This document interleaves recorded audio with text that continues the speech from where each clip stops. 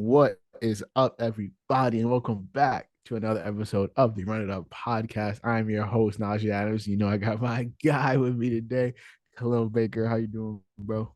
I'm doing well. Went back to work today. Started snow again. We're out of work again tomorrow. It's been a beautiful week. I've been to work one day this week, and it's been That's what we remote. like to hear. If you're watching the video version, you can tell this is a different look for Khalil. He's not in the work office. He's in his crib. You know, he's on the couch. So Yeah, we're we're a cooling little here. snowed in. The other night when it snowed pretty badly, I couldn't even make it to my driveway. So I'm not even gonna Yeah. risk it. I'm not even gonna risk it. We're gonna chill here and be comfy on my couch, I guess. So how you No, doing, we dude? got a little bit of snow here, nothing too crazy. I hadn't cleaned off my car for 2 days, so I went and did that today. Um, that was tough. I'll be honest. It became icy, so I was just chipping away. Chipping away. Just chipping away for like 10, 20 minutes, but it's cool. I think we're supposed to get more snow tomorrow, so it'll It's be crazy. another little snow day, but You doing all right? yeah, I'm chilling, bro. It was a good little week of work. I did a little work outing for the first time tonight. We went to Bolero in Chelsea Piers in New York. It's basically in the city of Manhattan. Okay. I work remote, so like I've never met a lot of people I work with in person until tonight. Like I just know them by their Slack fucking profile picture. So it was cool to meet them. You know, it was cool to just bowl a little bit, talk work, talk regular stuff with people, and put faces to names and all of that. Right. So it was cool. But you know, we came home, took the Uber home, and now we recorded. You know, we on the grind, my boy. Yeah, that's Um, amazing to me, by the way, how people, I mean, we do the same thing. I've never met you in person. no, never. But I've Justice has seen never you. met You you. know, you Yeah, know, so it's just so crazy that way. Uh, yeah. Speaking of, I need to find me a remote job. I need to The remote job is the see. way, bro. My It's boss actually nice. said today that they want us to like come into the office more. I was like, I don't really want to do that. That's kind of the perks of the remote job. I mean, Right. but yeah, bro, we've been chilling. Just to give everybody a little rundown, today we are going to recap last weekend's games. In between that, we're going to talk a little bit about each team. You know, two of the Dolphins, the Cowboys, the Eagles, where they go from here. Talk CJ Stroud, talk Jordan Love, Puka Nacua. You know, all the big name guys from this weekend. We're going to rank the remaining playoff QBs. So there's 8 QBs left. We're going to give our rankings of them, and then we're going to dive into our picks of this week's games.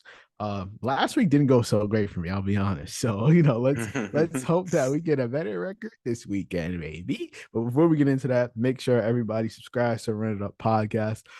Subscribe on YouTube, leave a comment, leave a like, tell your friends about it, subscribe on Apple Music, Spotify, wherever you're listening to it right now. Make sure you're subscribed. Um, Make sure you leave a 5-star rating and review. Follow us on TikTok at the Run It Up Podcast. We post a decent amount on TikTok. I'm proud of how much TikTok stuff we got up. We Hey, got up. you've been killing it. I Thank you, I bro. I thank you appreciate it. so much for that. That's awesome. I was locked in, bro. We got out every game on the day of it coming out. I was fucking locked. I had to make sure we did it. A part of New Year's resolution, you know, consistent is that's the key. So we're gonna keep doing it. So yeah, follow us on TikTok. We got a lot of good content last weekend, and we're going to keep it going this weekend. And then follow us on Twitter at the Run It Up Pod. You can follow me on Twitter at Najian underscore Khalil at Balil44 and Justice at JReed underscore. Whew. So now that the plugs are over, gotta go song of the week. I think I went first last week, so go ahead, my boy. Who was your song of the week? What is your song of the week? In my spare time when I'm just chilling at the house, I get on TikTok quite a bit. It's been It's been popping here lately for me. But I got a lot of my For You page is perfect, and I get a lot of music that comes through my For You page. And Mm-hmm. there's this song. It came out in 2021, but she just like dropped another TikTok of it, and it's called "Come Over." It's by Ella Gilbert. I think she's like out of like Australia or something. I don't know, Okay. but it's like a really smooth, like vibey, like Mm-hmm. not like R&B, but like kind of close to a little alternative. But it's a really good song. So I've been listening to that a lot lately. So "Come Over" by Ella Gilbert. Beautiful. TikTok got the bangers, bro. TikTok Yeah, 100% yeah. has the bangers, so I do They got not the blame. yeah, they got the leagues. They got people doing mashups and stuff. Yeah, yeah. Like it's clean. TikTok got that shit. So y'all gonna hear I was about to say y'all gonna hear it now, but you're not gonna hear it now actually because we Uh, can't play it. But you're gonna look in the description for it. At the bottom says song of the week. So go check that out. My song of the week is actually off the 21 Savage album, American Dream. It's called Prove It, but 21 Savage and Summer Walker. I'll be honest, I don't like the album, to be honest. I think I that's widely like a hot take. I think people love the 21 Savage album. I'm not one of them, but this song is fire. So, go check it out if you haven't heard it already. But yeah, Prove It by 21 Savage and Summer Walker. haven't listened So to the album yet. I listened to a few songs. I literally ran through it one time, and this is a horrible way to judge the album because a lot of times like this stuff it hits you on second, third, fourth listens. Mm-hmm. Um, but I ran through it one time and I did not really love it, to be honest. I liked a couple songs, but I did not really love it. I'm sure like when I'm out and I hear it, I'll be like, all right, this is fire. That's kind of how I like decide if I like a song. If I hear it while I'm somewhere else and not in my car or in my room, Yeah. and I hear it out and I'm like, oh, okay, this is vibey. I can listen to it. So maybe I'll come around on a few, but so far, I'm not a big fan of the album. But yeah, hot take. A lot of people love it. I've been hearing a lot of people say they didn't like the album. Oh, really? Maybe it's just Yeah. my little friend group. The kids I talk to, they love it. He's a big 21 Savage guy. So Yeah. um And I don't have music that pops up on my Twitter. I stay off of like that side of Twitter. It's really just yeah. sports for me.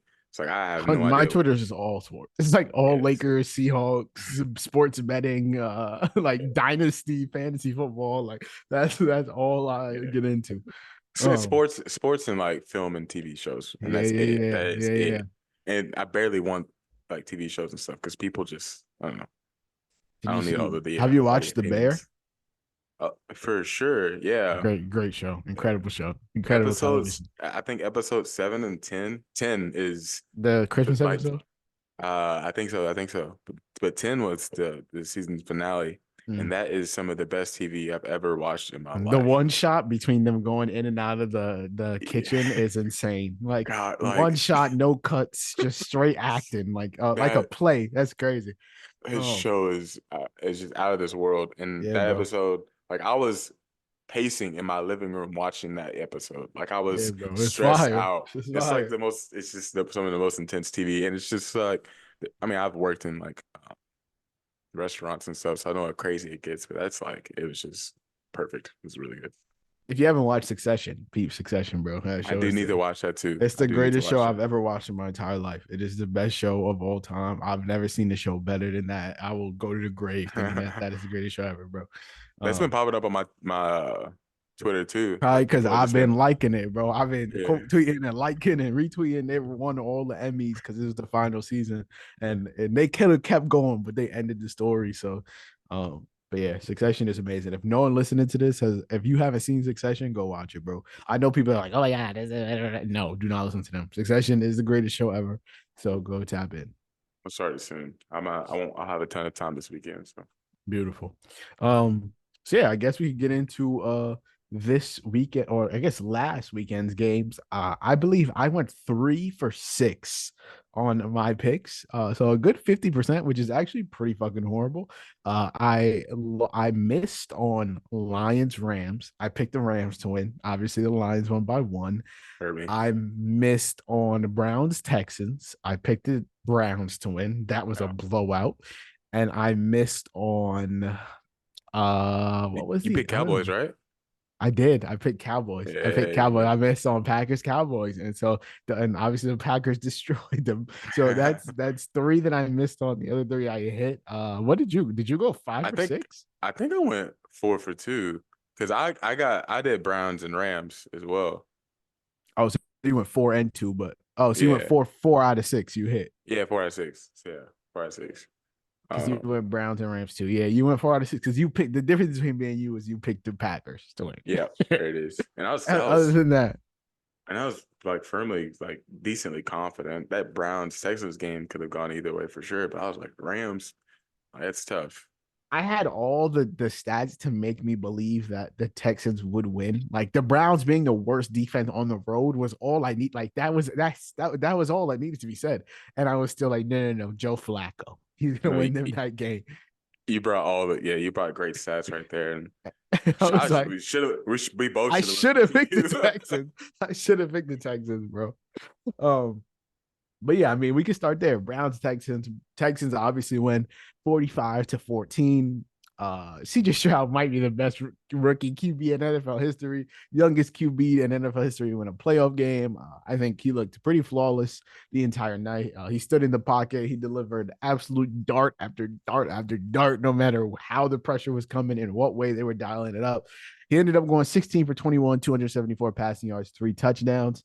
Um, Crazy thing is, it could have been a much bigger game for him. He only threw 5 passes in the second half because Joe Flacco do 2 pick 6s. So the defense ended up holding it down. He didn't have to do much in that second half. A Bobby Slowick masterclass. Me and Khalil both want that man to be the coach of our football team. Is he going to be? I don't know. Seahawks got an interview, but we'll We see. just interviewed him today, That's what I'm saying. tonight. I think Yeah, we interview on Saturday, I think. But hey, it ain't gonna be Dan Quinn. That's all I'm happy about. That's the greatest thing that happened for me it's this crazy. weekend. Um, and yeah, Bobby Slowick masterclass, like I said. The Browns defense struggled on the road all season. We said that. They took advantage of that. Will Anderson played amazing. D'Amico Ryans coached a great game. Nico Collins looked like a legit wide receiver one. Basically, just an all-out masterclass out of the Texans organization, and they're moving on to the division. What did you think of it, Khalil? Yeah, Nico Collins is about to get paid. One of the more ironic things about the weekend, I think everyone was kind of like hesitant about Slowick. First year play caller. Maybe needs a little bit more time. Like give him another year. Kind of what happened with Ben Johnson, but Ben Johnson elected Yeah, to kind of like actually just stay with the Lions. But give him some more time and let him develop a little bit more. And then he opens up with that game. Against a really good, somewhat good Cleveland Browns defense, and he was just in his bag, and everyone hopped on the train very quickly, and the tide turned so quickly for him, and so many fan bases I felt like really got um, hot on the name and really wanted to kind of bring him in as a coach. Like I kind of always been, wanting to bring him in as a Titans coach, or at least have him as one of those top 3 candidates. And now you, as a Seahawks fan, would love to have him as the same. You don't want to miss out on one of those top offensive guys, that we've seen in the past few years. Every year is another name, and someone who's really proven themselves as a play caller. So I think he's definitely gonna get a head coaching spot if he wants it. We'll just have to see what it looks like. But again, CJ Stroud, amazing. Can make every throw. Even miss some throws here and there, or maybe force a few things. But he was pretty good on the day. And that Cleveland Browns defense was just like, that was just so shocking to me. Seeing what we saw.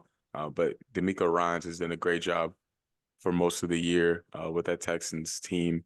And probably one of the most unexpected things from this season, if not the most unexpected thing. yeah. I think the I don't even know if I was surprised with the Browns because I did know that like they weren't great on the road, but just the magnitude of the difference in the way these two teams looked was massive, especially in that Yeah. second half. Like once the Texans started rolling, like there was no like it looked like these two teams aren't even in the same league, like competition Yeah. skill wise. So I think I was surprised with that. Like I thought I had the Browns winning, but like I said it could be a little shootouty, and it wasn't even shootouty. The Texans just destroyed them. Like they put up 45 on their own. And so yeah, I think what you said about the whole like teams wanting Bobby Slowick to like coach their team and because he's an offensive guy is like really where the league is headed because like I think a lot of these teams that need head coaching that have open head coach spots are going to end up hiring offensive guys. Like that's just the way the league is going. Like you can hire a defensive guy and then hire a great offensive coordinator. That offensive coordinator is getting poached next season. Yeah. Like whereas like as a head coach, you're not losing your head coach to a team in the next year. So you might as well hire a brilliant offensive mind, knowing that you will not lose him next year. Give him the keys to call the plays on the offensive side, and then hire a great defensive coordinator guy because defensive coordinators are getting poached. No one's taking the Mm. best defensive coordinator outside like Mike McDonald from the Ravens, who might get Yeah. poached. But even then, it's like they're the best defense in the league. As long as you're not that, you should be fine. And even him, he might not even get a head coaching job because a lot of these teams are swaying towards offense. So I think that's a great point you brought up. The next thing I really wanted to ask you was like, how good do we feel like CJ Stroud is? So like, in order to gauge this, right? I'm Yeah. gonna give you a name of a quarterback. You tell me whether you would have CJ Stroud over them or not, right? Like, and I think there needs to be context added. Am I asking you like, is this for one game, or am I asking you, is this for the future? I think I'm gonna end up saying, I don't know, like this is the QB of your. Who would you rather have be your franchise quarterback? I Yeah. think is a good way to generalize it. Yeah, well, usually when I like doing exercises like this, it's like, man, I have an average team, and it's balanced on both sides, whatever. And like, who's the guy I want leading my offense? So like, there's nothing like there's no other context. It's like an average team. Put it out there. Who do I want leading my franchise? Beautiful. Basically, So CJ Stroud or Dak Prescott? CJ Stroud. Okay. I, CJ it's not CJ hard for Stroud. me. CJ Stroud or Josh Allen? Josh Allen. Ooh, okay. CJ Yeah, Stroud or Matt Stafford? I'm gonna go Stroud. CJ Stroud or Jalen Hurts? Stroud. Ooh, okay. Yeah, CJ Stroud or Joe Burrow? I will go Joe Burrow right now, Okay. but Okay. it's close. I'm sorry, it's close. Okay. Okay. CJ Stroud or Trevor Lawrence? Stroud. CJ Stroud or Justin Herbert? Yeah, we know you're a Herbert guy. So, I'm gonna go Stroud. okay. Okay. We like that. And then lastly, CJ Stroud or Jordan Love? Stroud. Okay. Stroud. I'm gonna go Stroud. Okay. Don't worry. Yeah, We're doing the same thing with Jordan Love later. So yeah. we're going to come back. There's a few of those that are super close. The Burrow thing. Burrow's been just more established. He's taking this team to a Super Bowl. He can do all the things that Stroud can do. Stroud has a few better traits than he does, but again, I'm not trying to disrespect Joe Burrow, of course, and what he's done in the league so far. But so I'm gonna take Burrow there. Herbert, I just think Stroud has shown a little bit more. Herbert is a machine throwing the football. He can make any throw. Has one of the most impressive arms, in the NFL. But there's just a few things I think he lacks in that even CJ Stroud in his first year. And then even just after that Georgia game has Mm-hmm. shown as far as an improviser, being able to play out of structure, has a great arm himself, can make any throw, and then also add on to that again with the out of structure play, throw off his back foot, throwing from different angles, whatever it looks like, and one of the most impressive rookie years. And in Hurts, I just feel like not that there's a ceiling on it, and we'll talk about stuff like that later on, but still developing in a few different areas as far as being in the pocket, being able to read it out. We've even seen some things with preparation and being prepared as far as like having a blitz plan, which of course some is coaching, but also the quarterback does fall in line there. So there's it kind of goes both ways. But I just think we've seen more out of CJ Stroud as a passer, and then also just being able to create out of structure. You know, that he's just done amazingly this season. So Stroud for my money for over a lot of guys, especially like Trevor Lawrence, those type of guys too. Yeah, I think the only people you picked over CJ were Joe Burrow and Josh Allen, who are going into the season. I think everyone could agree they were two of the best three quarterbacks in the NFL, considered at least by the Yeah. mass majority.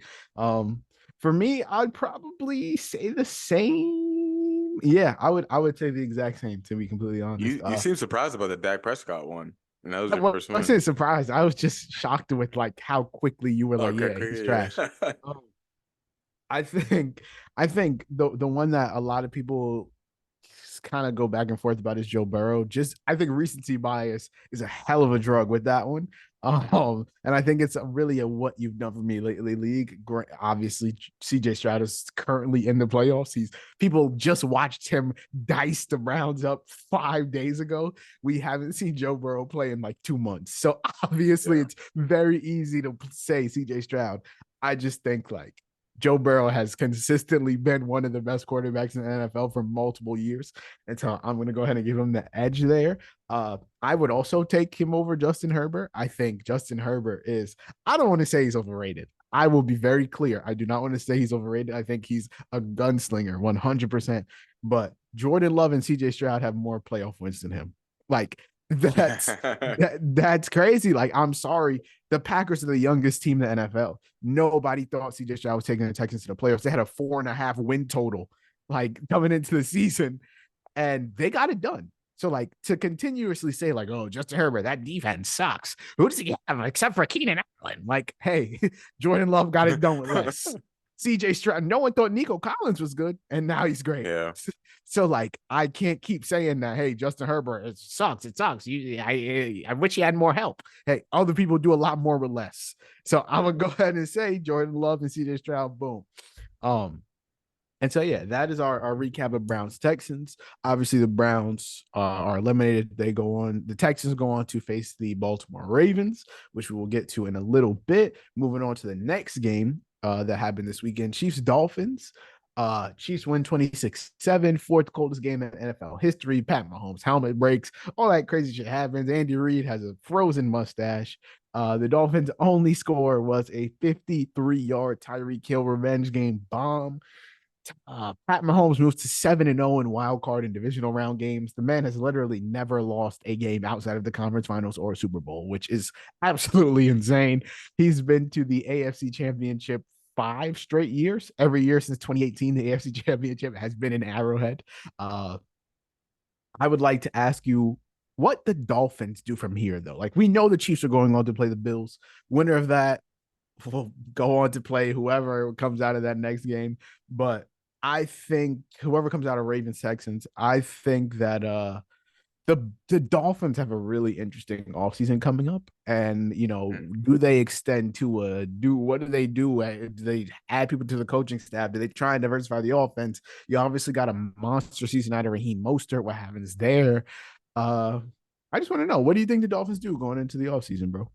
So Tua he's on his option, right? So he doesn't Yeah, have they don't they have to picked up his extend him fifth year immediately. last year. Yeah, yeah, but they can still extend him this summer if they wanted to, right? But it's tricky, man. I personally think that Mike McDaniel is an amazing play designer, really good play caller. He's shown to be one of the best minds in football pretty early on. When you're in, your second, third year, whatever it is, I can't remember. As a play caller in this capacity, and people are stealing from you, like you should do in football, but like people are stealing like your ideas, your play designs, like even the motions that they've had this season. There's some really. Have you seen the names for those motions? No. On oh, okay. I'm about to cuss. Okay. Oh, please. I never Yeah. hear Khalil. I I just don't. want to I let don't people cuss. know Khalil doesn't cuss. So this is a I, game changer. I don't. Yeah, I don't cuss. I know one of them is shart. One of the motions. It's on Twitter. There's a guy named Coach Foz, and I think QB School has talked about it a little bit. But one of the names is Shart. I'm pretty sure, and the other name might be shit, if I'm not mistaken. Uh, I would like more Dolphins play calls to come out just so that Khalil can curse more. So like those motions that we all see and like really put the defense in a bind that we've seen, Tyreek Hill do. Like it's He sharp and like shit. goes down Something on one knee and like does crazy shit. no, it's wild, man. It's the craziest thing ever. But like everyone is incorporating those type of motions into their offense now. I'm gonna be looking through this to make sure I'm right here. I don't want to be too wrong. But even then, I think the Dolphins this year have been held back by injury quite a bit, especially on the defensive end, and especially pretty late. Losing pretty much all their premier pass rushers. They're out there playing Melvin Ingram at one point, and that's a It's tough day tough. when you when you're It's a when tough you've look. when you've had to go to the that resort right there. That's a tough day in today's age. Of course he was a really good player years ago, but he's just not the same player. Of course, it's just how it goes. So they've been in a tough spot. Offensive line have been in tough spots there. Tyreek Hill's been banged up. Waddle had a pretty like injury riddled season, I feel like, and just, couldn't always finish games that way. So like that's hard. That's really hard for anyone to overcome. We've seen it. I try not to leave context out of situations. I tried to, really put context into takes. Like we've seen Lamar Jackson suffer from injuries, not just within himself, but with the team that surrounds him too. And even as great as a quarterback he is, there's only so much he can do to overcome a team's mistakes and those injuries, right? Um, so to an extent, I feel like you have to, cut some slack as far as for Mike McDaniel and Tua in that regard. But I think ultimately, even if you have a healthy team, a healthy Dolphins team right now, I think Tua still holds that team back. I think there's a ceiling on that team. I think I created a tier list with a few guys in the Twitter group chat that I have, and it's like it came after the Cam Newton comments that went super viral, but it was talking about it basically just narrowed down the tiers to like game changers. It narrowed down the tiers to game managers, uh, guys with a sprinkle of game changer in them, perfect surrounding guys as well. I think I initially it was kind of a little bit before the season ended, a few weeks before the season ended, but I put Tua in that game manager situation. I put Tua in there. I think I put Geno Smith in there and a few other guys, right? Brock Purdy, just to name them. But just kind of seeing how things have gone, at towards the end of the season, things going to playoffs, and of course, weather conditions were awful. That's hard to play in. I've played in conditions like that with snow on the ground. It's not fun. It's not easy. Everything is cold. The ball is rock solid. Like, so I couldn't imagine being in that situation and him having to deal with that. But it's not like they beat good teams anyway. So Yeah, yeah. So like, what they were like 1-6 against what playoff teams or they something were like one and that. five, now 1-6 after the Yeah. last So game. yeah. Yeah. So now 1-6. So it's like there's validity to like I talked to the first time we recorded this season, this past NFL season, I think I talked about it with you. Just like when it comes to these bigger matchups and he's going against QBs that are obviously much better than him, I don't think he can go tit for tat with those QBs. I don't think he can match up with those QBs. Like you're gonna have to put so much pressure on the team that surrounds him. Things are gonna have to go perfect. You're gonna have to call a really good game. You're gonna have to really call his strong suits. Obviously, middle of the field, first read type of things, RPO. Like if someone has a game plan against you, if they're going two man and they have a shell around, Tyreek Hill. You got guys jamming them up like, Ladarius Sneed, who did an amazing job. Like it makes things more difficult. And Tua, I don't think just has what it takes as far as being able to function consistently outside of structure. I know he came in with a little bit more weight, a little bit more muscle, so I think that took away from his game in that regard. But I just don't think he has the arm talent to really elevate people. I don't think he can play out of structure to really elevate people. His progressions have kind of suffered in a way, being able to work off that number one read because the offense functions with a lot of RPOs, a lot of anticipation type of throws too. So like I don't think he kind of gets stuck on Tyreek Hill a lot of the time, and he doesn't attack the outside the numbers very often either. So it's just like he has a lot of good strengths. He can throw with anticipation. He's very accurate. But as far as these other traits that you really need out of a quarterback to really elevate the others around you, I just don't think Tua has it. So I think I listened to a podcast today, and I think it was Bill Simmons or something, or it was someone, and I think it was actually Benjamin Solak and another I, dude. I love their extra point Yeah, taking Van Solak and Shio Kapadia or something like there, that. there it is. They Here it is. And a great show. they were talking about years ago where it was pretty difficult to extend a quarterback and get rid of him after that. So like if you extend the quarterback, if you pay the quarterback, you were stuck with him and you were in cap hell after that, right? But we've seen it here That's two recently. curses out of Khalil or never keeping track. we've seen we've seen it recently where teams are able to get out of that. Teams are able to maneuver around that. So you have a guy right now that you can win with. So maybe you extend him and then see what you can do there. But I even still think that's risky and that's still kind of restricting flexibility at that point. I think both situations have pros and cons, but I don't think they're a Super Bowl team with Tua at the helm. Like it has to be perfect surroundings, and that is very hard to do. That team has its own flaws itself. I don't think they're physical enough. I think Mike McDaniel is still developing as a play caller. kind of learning the flow of the game management type of stuff. And of course, I talked about context, injuries hold them back too. But I still think that team has ways to go, and they can only go so far with Tua at the helm if they can't get everything else together. Yeah, I think so Tua's contract situation, they picked up his 5th year option last year. He's on the books for 2024, but he has no guaranteed contract beyond next season, right? So like there's a decent chance that this offseason he says like, "Hey, I want an extension because if God forbid I go out and get hurt next year, I'm pretty fucked if I don't have any guaranteed money beyond this year." And he doesn't have the greatest injury history.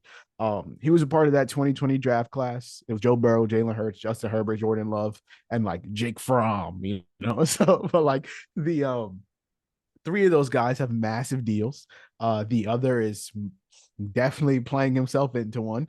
Burrow's the highest paid player in NFL history.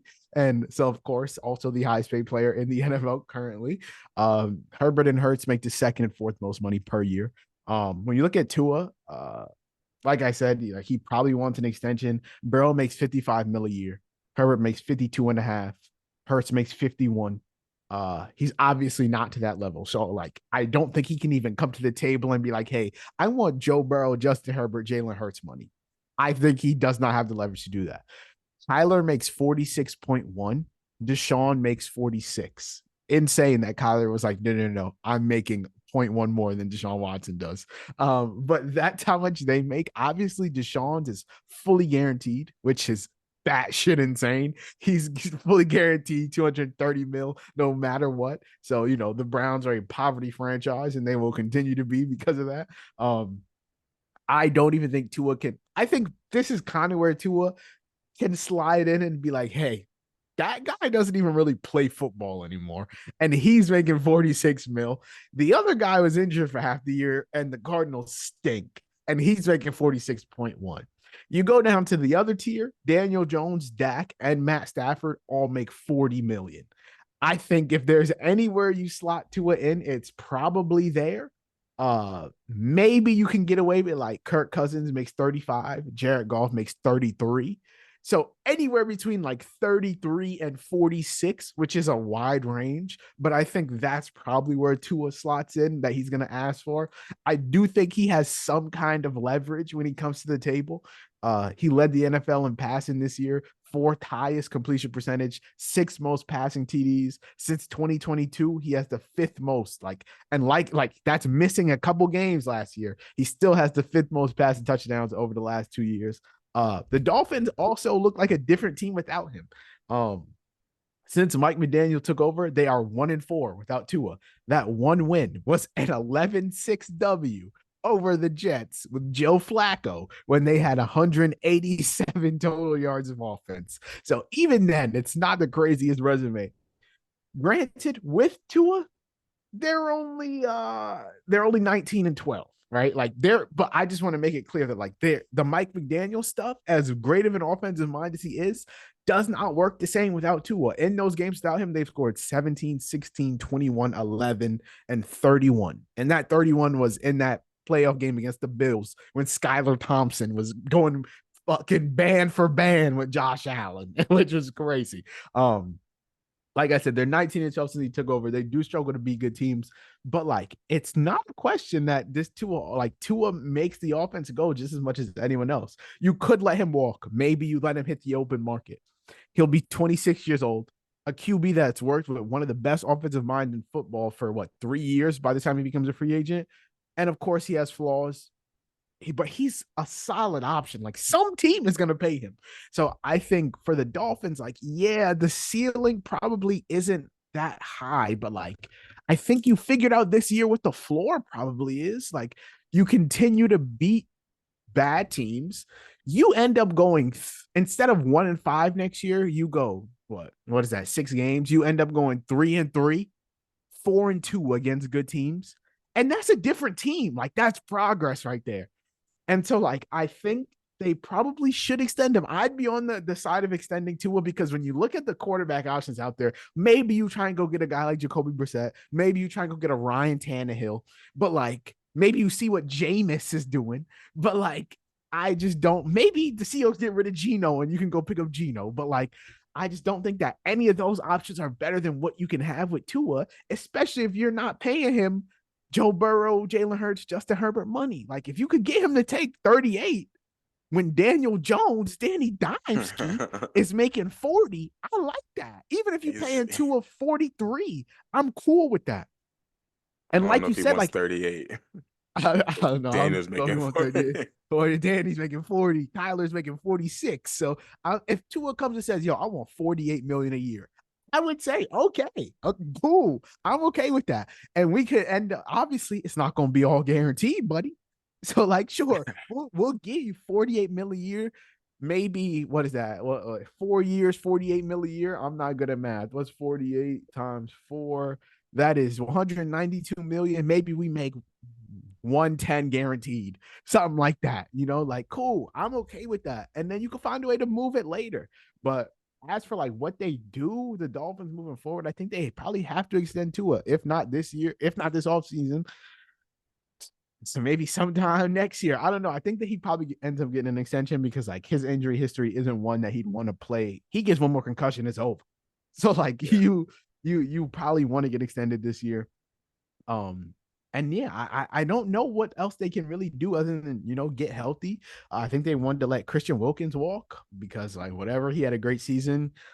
And they said like, yeah, he's earned the right to be a free agent. That's Whatever that wild, by the means. way. That's Whatever crazy. whatever That's that means, crazy. go for it. You get a full season, hopefully a Jalen Ramsey, Xavier Howard back there. You get Bradley Chubb healthy again. You get your linebackers healthy, Jerome Baker. And you go at it again. I think that's their only chance. Like the Bills aren't going anywhere.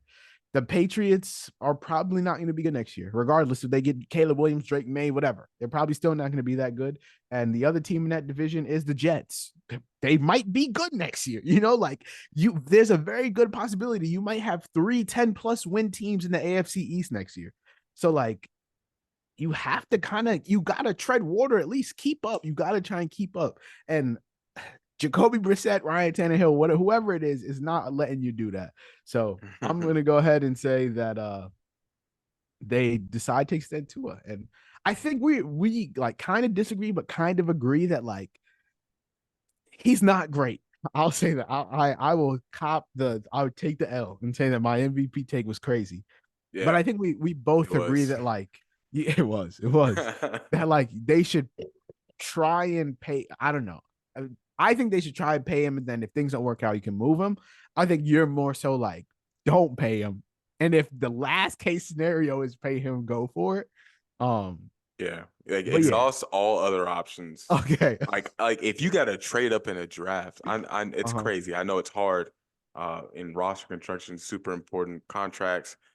Like if you can exhaust all other options as far as going to get a QB, do that. Otherwise, you gotta you gotta keep your team afloat. And if he's the best option there, with given the how the NFL is and the other QBs, and you got to do what you got to do.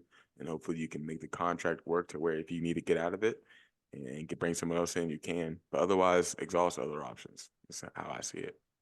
And there we have it. Speaking of 2020 quarterbacks, let's talk about another one that is probably going to get the bag going to the Packers-Cowboys game.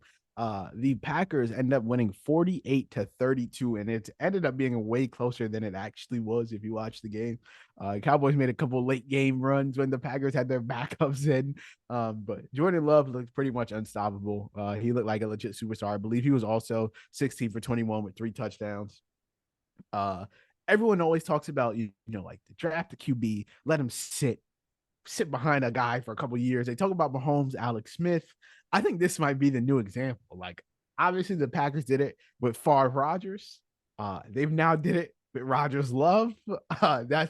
If he ends up being like a legitimate top 10 quarterback for the next 6, 7, 8 years, decade, whatever, that's a crazy run of quarterbacks for them. That's a crazy run of 30 years of having an insane guy at QB.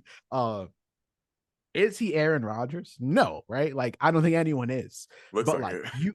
when you watch him, it looks like there's certain mannerisms, like the looseness of his arm, the way he drops back, the way he slings the ball, the play action fakes, the handoffs. All of it is like Rodgers esque, and like he's watched so much film of and with Aaron Rodgers. Like he's been in practice, he's broken down technique, he's broken down defenses. Like it's all coming to fruition now in the biggest moments. And I think the Packers they hit like that's a home run. You drafted him back in 2020. Aaron Rodgers was pissed. You let him sit behind him for 2 years. Aaron Rodgers becomes a madman. You pack him up to the Jets, and you still have a top 12, top 10, maybe top 5 quarterback. Like that's all you could ask for when it comes to the Packers situation. And honestly, like if I'm Zach Wilson, I'm not showing the Jets none of my film this season. I'm showing them this game. I'm going into the front office of the New York Jets as Zach Wilson and being like, yo, watch this Jordan Love game, because he got to sit behind that guy for 2 years and look what he became. This is what I can become if you let me sit behind him for 2 years and don't throw me into the fire with no receivers and Alan Lazard. Like maybe if you just let me rock for 2 years, I could become this. But yeah, that was my takeaway from Packers Cowboys, bro. How'd you feel about Yeah, yeah, they talked about trading Zach Wilson after the season, by the way. it? If I'm Zach Wilson, I'm showing them this game. Like Look at Cowboys, Packers. That's gonna be me.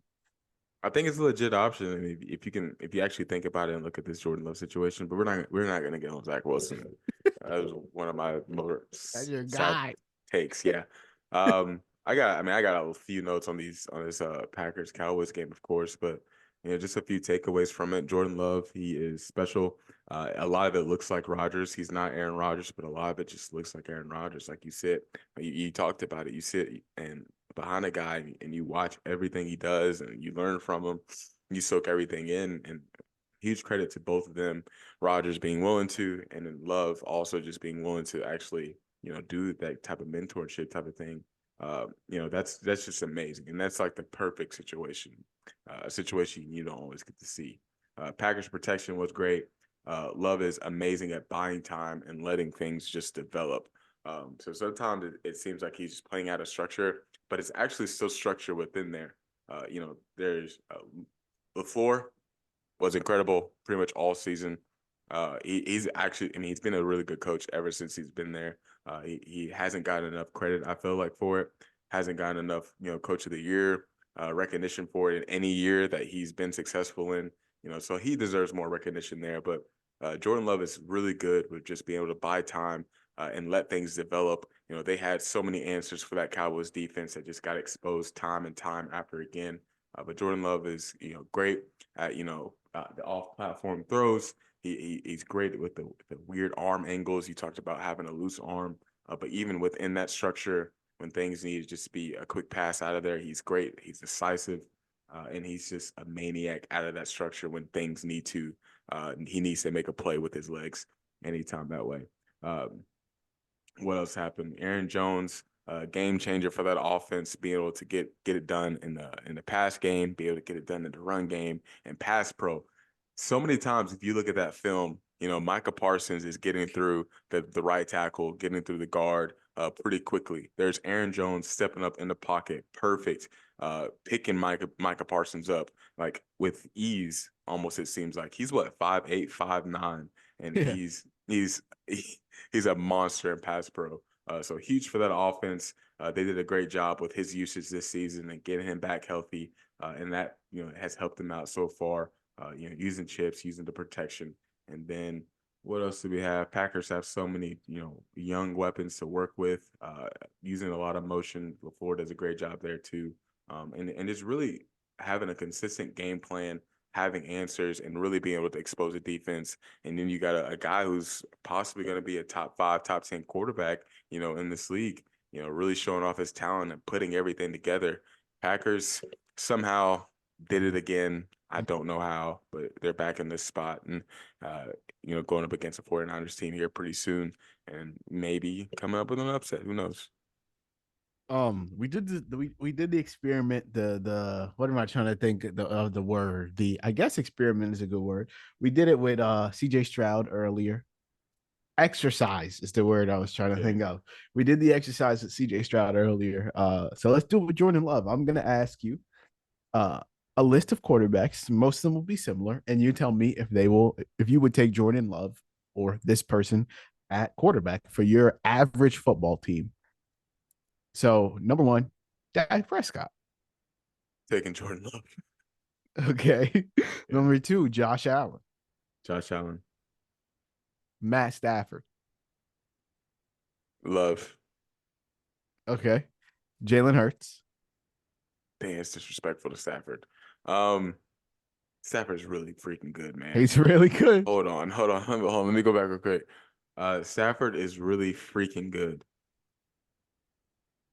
I'll go Love slightly, just barely. I know I'm crazy. It's fine. I don't care. Look, Jordan Love just barely. Stafford was amazing this weekend, and he's been really good when healthy this season. Huge for that Rams team. Jordan Love over Hurts. Okay. Joe Burrow. Bro, Trevor Lawrence. Love. Justin Herbert. Uh, Love. Okay. Justin Fields. Love. Yeah, that's easy. So for you, Jordan Love and CJ Stroud are both like top eight, top Yeah, seven, top eight quarterbacks in the NFL. yeah. So right now, I just think the way they've ended the season, CJ Stroud's been pretty much most of the season. Jordan Love has had some hiccups, mid-season, but it's really starting to click for the second half coming into the playoffs. Again, they can make any throw that they need to, and they can do so much, and they elevate others around them. Like right now, we got a Packers team who has a stupid young core, like receiving group, or just like group in general. Of course, they're great in pass protection. They're really a really good offensive line, a great play caller, head coach who like puts them in really good positions. But the receiving core, tight ends group, they are young and very inexperienced. You can look at the Texans team, and we all had certain expectations for that team. No one was super high on Nico Collins. Of course, some people like Tank Dell. We didn't see Tank Dell looking like this at that point. Damian Pierce lost his job to Devin Singletary, who got kicked out of Buffalo basically at that point too. Like, of course, they're put in really good situations with their coaching staff. But being the quarterbacks that they are, they're really elevating the people around them, putting their teams in good situations. And you can just see week in and week out, like the coaching staff really trusting each of those quarterbacks to handle the playbook, handle the offense, and really manage things and have the freedom to make plays. And I think that's special out of a first year starter and a rookie quarterback in CJ Stroud. So when it comes to guys like a Herbert, like there's just a little bit more we need to see when it comes to being able to elevate guys around you, overcome some circumstances. Now, of course, Brandon Staley was rough, and that whole tenure there, defense never being able to really turn things around, injuries on the offensive end, whatever it was, or even just having older pieces around you. Herbert never really being able to overcome some of those circumstances and put more on his shoulders, maybe play a little bit more out of structure, take some more chances that way. And then if you look at guys like Trevor Lawrence, still needed to work out a few things himself. Had some injuries here at the second half, but still coming along and still trying to develop himself after people thought he was going to have a really big year this year. So when it comes to guys like that, like I feel like of course, they're early in their careers, but I feel like we've seen enough from a CJ Stroud and a Jordan Love to really feel a little bit more comfortable about pushing them towards that top 10. Of course, not putting them over guys like a Joe Burrow, Josh Allen, Patrick Mahomes. But I didn't even being ask Patty. There's no I know, need I to know, I say. know, I No know. need to say his name. Yeah, still trying to put respect on the Matt Stafford and his name and what he's done in the league. But if I'm just gonna pick these guys and have an average team, like, this is what I want to roll with. I want to roll with that youth, guys who are going to take chances, and guys who can elevate those around them, even at their young stature. One more, Jared Goff. Love. I'm gonna take Love and Stroud over Jared Goff. Yeah, I figured. Um, yeah, I totally agree. There's not a single one that I disagree with you. I think Jordan Love is really good, and I think he's going to continue to be really good. I wasn't always a Jordan Love believer. He really made me one over the second half of the season, and now I'm totally locked in after that Cowboys game. I did want to talk about the Cowboys though, and like where they go from here. I was looking at like I usually can like give you something. I don't know what they're gonna do. Like it's coming out that they're not firing Mike McCarthy. Uh and like to be completely honest, I don't even know if they should. Like I don't know why they can't get the job done. Like their last conference championship was 1996. I was -2 years old.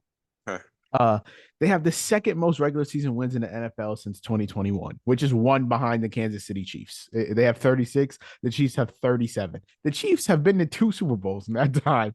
The Cowboys haven't even been to a conference championship. When you look at like their team as it's constructed, like Mike McCarthy isn't a bad coach. Like he's one of the better. He's an offensive guy. They scored the most points per game in the NFL this season. Prolific offense. They allowed the ninth least. Top 10 defense. Number one offense in the NFL. That should equal more than a wild card round appearance. Like Dak's a top 10 QB, MVP season. Their offensive line was a top 6 ranked unit in the NFL. CD Lamb really like stamped himself as one of the 5 best receivers in the NFL, really stamped himself as a wide receiver 1. Brandon Cooks, competent wide receiver 2 this season. Jake Ferguson, 8th the most receiving yards amongst tight ends, tied for 3rd most touchdowns. Like Tony Pollard didn't have a great year. He was one of only 12 running backs to rush for 1,000 yards, though.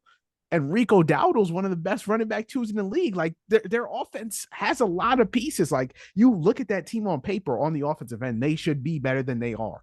On the defensive end, they've got maybe the best defensive player in all of football. On the other side, they got DeMarcus Lawrence. Trayvon Diggs went down. Deron Bland was first team all pro defensive back.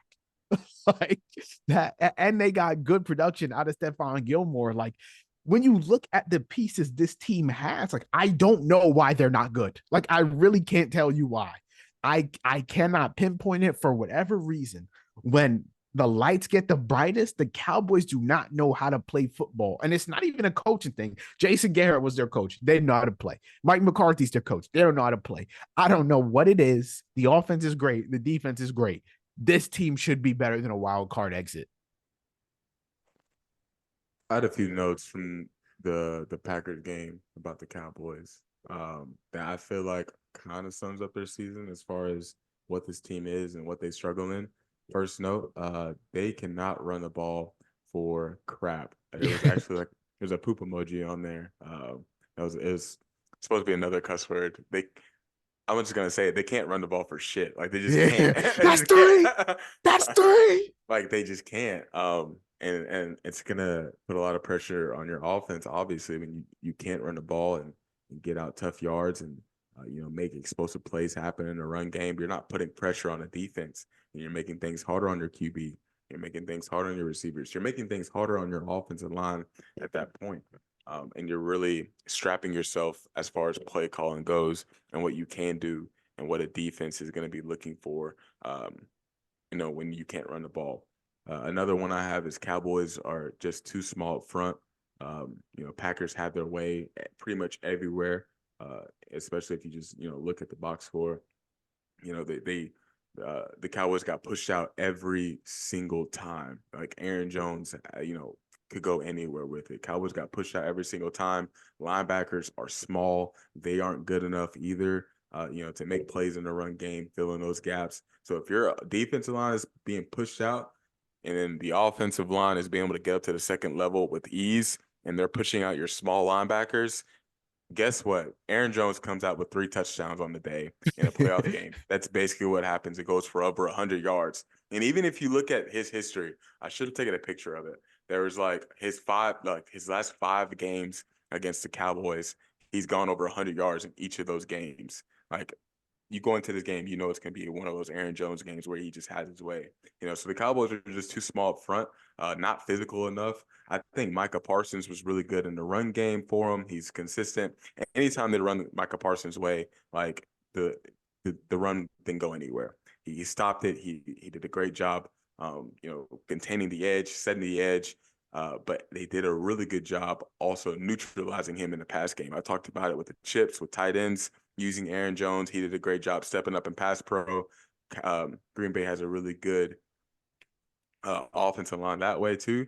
So if Micah Parsons isn't getting home on offense, and then the rest of your defensive line is being pushed out in the run game, like it's not clicking, especially on the defensive end. I said that the Cowboys' offense is kind of meh.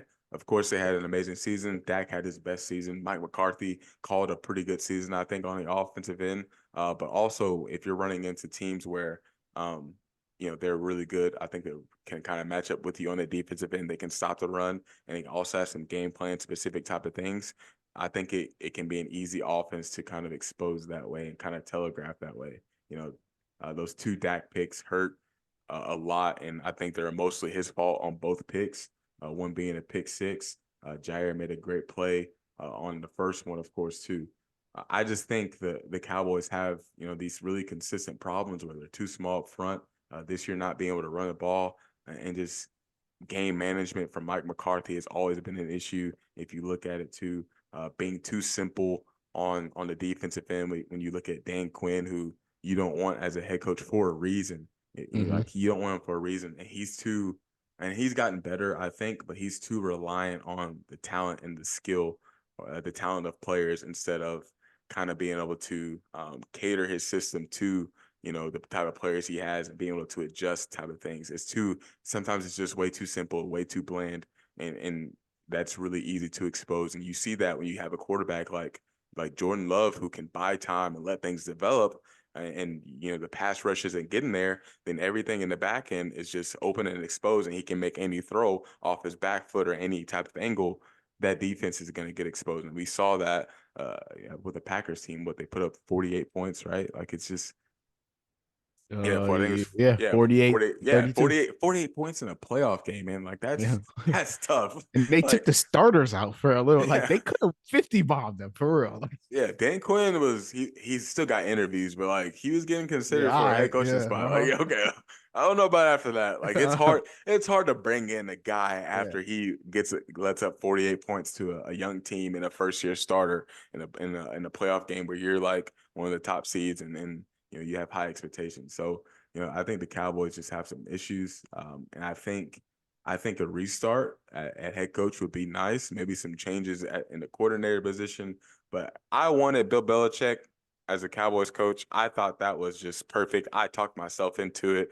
I pictured a world where Micah Parsons was going to be coached up by Bill Belichick, and that was just going to be a match made in heaven. They were going to get a switch up, and as far as scheme, Bill Belichick running that hybrid scheme, being able to go 3-4, 4-3, have some size on defense finally, put Micah Parsons all over the field, whether he wants to stand up, whether he wants to put his hand on the ground.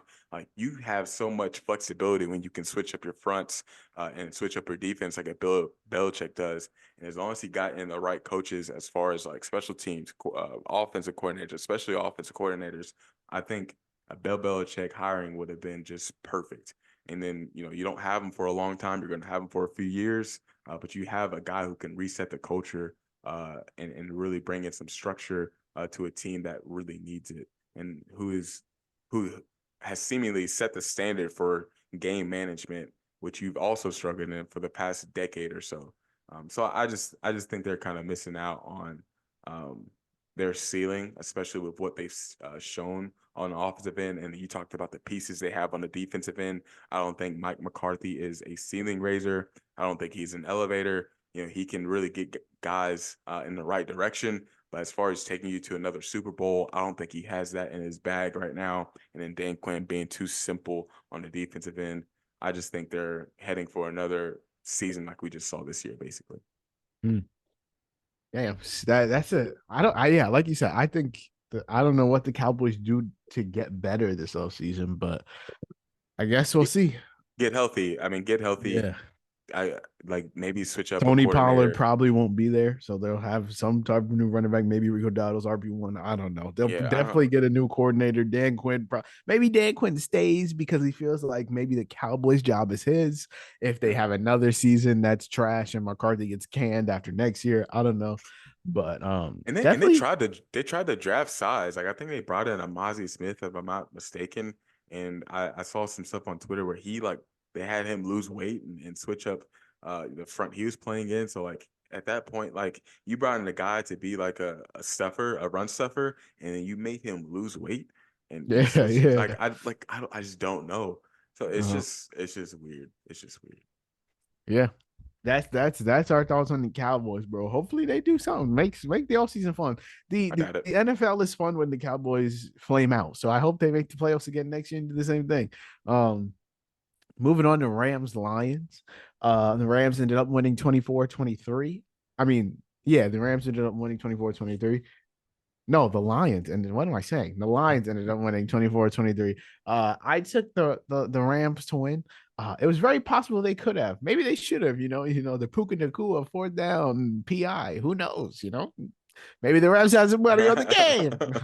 But the Lions are a great football team, man. I do think McVay probably could have done a better job game managing. I think that like the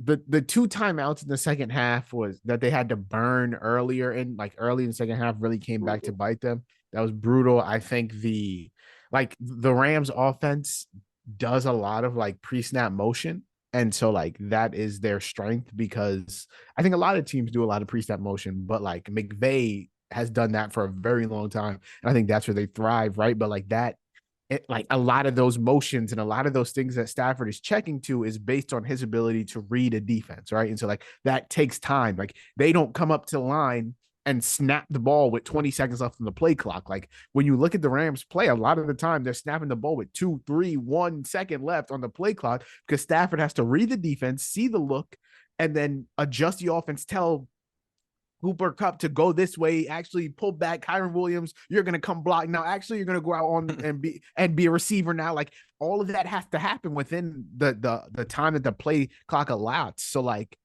when all that's not shaken and like the Lions are doing a lot to like mix up his vision and give him different looks, make stuff difficult for him when he comes out for the play. Like that's why a lot of those times they have to call timeout or take the delay a game.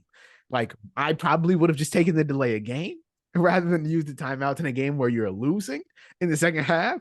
Also, going into the second half at the end of the first and having 3 timeouts and kneeling it out with a minute left is kind of crazy. When you're down, at least try and get a field goal. You had timeouts. Matt Stafford is, as long as he doesn't throw a turnover, you're fine. But whatever. I just think that the Rams probably could have done a better job game managing, but the Lions are a great team, like I said, and they deserve to win. I think their first playoff win since like I think it was like 1992 or something crazy like that. So it was a good game for them. Obviously, the Matt Stafford revenge game didn't work, but it was good to see Jared Goff get his revenge on the Rams and Sean McVay. And so yeah, what'd you think of the game, bro? Yeah, going to your point about the game management and the wasting away of timeouts, like that's a hard environment to play in. Like there's a few like places I would love to like go to and just like watch football, be a part of the atmosphere, being part of the environment. That's Minnesota. I want to go to a Vikings game one day. I would love to go to a Detroit Lions game one day. Like those are just like a few, fan bases I'd love to be like just around and see what it's like. Yeah, I want to even go to like a maybe Bills game. I want to see them boys a jump through Bill them like Bill, tables, yeah, man. like Bill's Mafia. Like, let's go. Like, I want to watch stuff like that and be a part of it and see what those fan bases are like. But like Detroit, like that's a hard environment to be in. So like sometimes you just got to make it easier. You got to make it easier on your guys. You got to put them in good situations. You got to know the situations, know the game, know the flow of the game, and what's going on. So of course, like he's trying to get plays in, he's trying to make adjustments, he's trying to be at the line and do what you have to do that way. But sometimes you gotta find a better way to make it easier on them.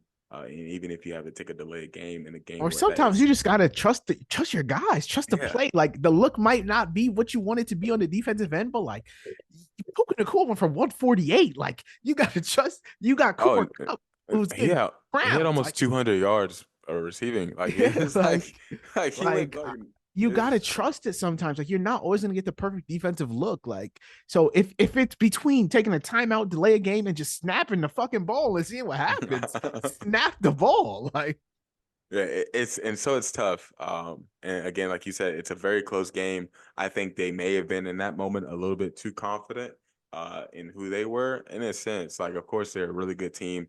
They were like 7-1 in their last 8 games, 6-1 in their last 7 games, something like that. The only team they lost to was to the Baltimore Ravens in overtime, basically. So like Puka that's went for 181, by the way. I said yeah 148. I sold yeah. bro short.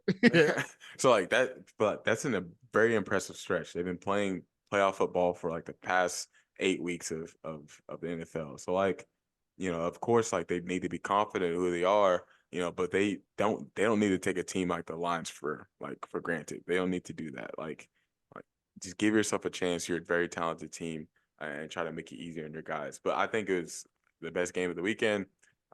Matthew Stafford was phenomenal. Jared Goff was good. Um, that was kind of one of my worries going into the game, not thinking he could perform well in that situation especially going up against a Matthew Stafford. McVay having an upper hand in that situation. It felt like, but the Lions showed up. Coach Campbell, Dan Campbell, is freaking phenomenal. Ben Johnson's probably on his way out of there, and Coach Aaron Glenn is probably getting some looks himself too. I'm feeling really good about the Lions going forward. We'll see what that looks like, but again, like the best game of the weekend for sure. We did the exercise with CJ Stroud. We did the exercise with Jordan Love. I'm now going to ask you same thing. Puka Nacua. Obviously, he's not your quarterback. He's your wide receiver one. You tell me you have an average offense, like you said, average quarterback, average running back, average line. Would you rather have Puka Nacua as your wide receiver one or these people I'm about to say? Devontae Adams. Adams, Okay. Jamar Chase. Chase, CeeDee Lamb. Lamb, I'm gonna ask it just for jokes, but Justin Jefferson. Jefferson, AJ Brown. AJ Brown, Amon-Ra St. Brown. Puka, Brandon Ayuk. Ayuk, Garrett Wilson. Wilson, Chris Olave. Puka, So the only ones you would take him over are who'd you say? You said Olave, Olave and St. Brown, Amon-Ra St. Brown. Devonta Smith. Devonta Smith. Ooh, I love Smith. Um, and we haven't really seen the size be a problem, even though I don't like the size sometimes. But even then, he had a great weekend given the circumstances. Um,